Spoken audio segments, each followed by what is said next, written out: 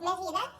بس انا كنت باخد دش وملحقتش اسرح شعري، وانا اصلا ما كنتش هعمل فيديو، بس هم خرجوا وسابوني وانا معايا موبايل من وراهم لحد دلوقتي.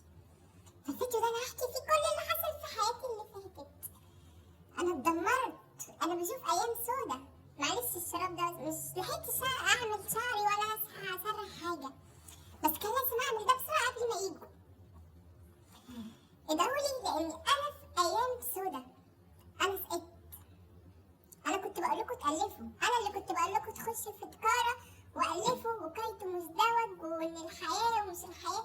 محدش يالف تاني، عشان اللي هيالف تاني هيشوف الايام السودا اللي انا بشوفها. انا التاليف ده حاجه خرا. احنا بعد كده شعارنا الجديد ان احنا لازم نذاكر. انا رحت جبت النتيجه، قلت لها لو نجحت اعملي لي كده، لو سقطت اعملي لي كده. فضلت عامله كده، شايل 8 مواد وناجح في مادتين بس. حسب الله ونعم الوكيل، مع انه المصحف مش سايب اي حاجه، حل في كل حاجه، في كله شلت 8 مواد. رجعت اول ما ابويا عرف النتيجه، انا ما رحتش على ابويا، انا رحت على عم امير على طول. قلت له عم امير، قال لي عملت ايه؟ قلت له شلت 8 مواد. قال لي احنا الاثنين هنتشال.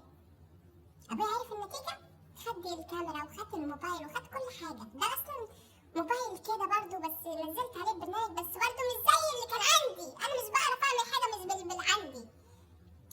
المهم هو ما ضربنيش المره دي، بس بيوريني ايام سودا وانا بخرج كل فين وفين. ويوم ما خرجت سافرت اسكندريه اول امبارح، قعدت يومين. وبرضو حصل لي حوار تاني هحكي كل حاجه. خد مني كل حاجه، بيوريني الذل. بقت كل ما اقف مع عم امير اقول له عم امير خليه يفك عني يا عم امير. مش راضي يفك عني ومش هيفك عني. بس انتوا وحشتوني جدا، وحشتوني خالص والله. بس بطلع من مشكله بتحط في مشكله. انا مش عارف هو ده غباء مني ولا الاخرين ولا ايه بالظبط، مش عارف. ويوم ما سافرت اسكندريه طبعا انا مكتئب، قعدت اشرب سيجاره على التويليت وجاي برمي السيجاره نسيت اسد السيفون وسافرت اسكندريه. ابويا بقى عارف، كلمني سكر ومش سكر واستنى لحد ما جه. قلت له بابا مش بتاعت ابراهيم صاحبي كان بيشرب معايا كان بيشرب في البيت وطفى البتاع. انا ما اجيش انا تاني وقعدت ساعه وبشوف ايام سوسخ.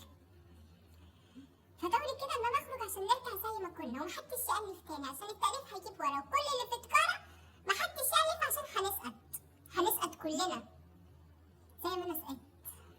حسب الله ونعم الوكيل.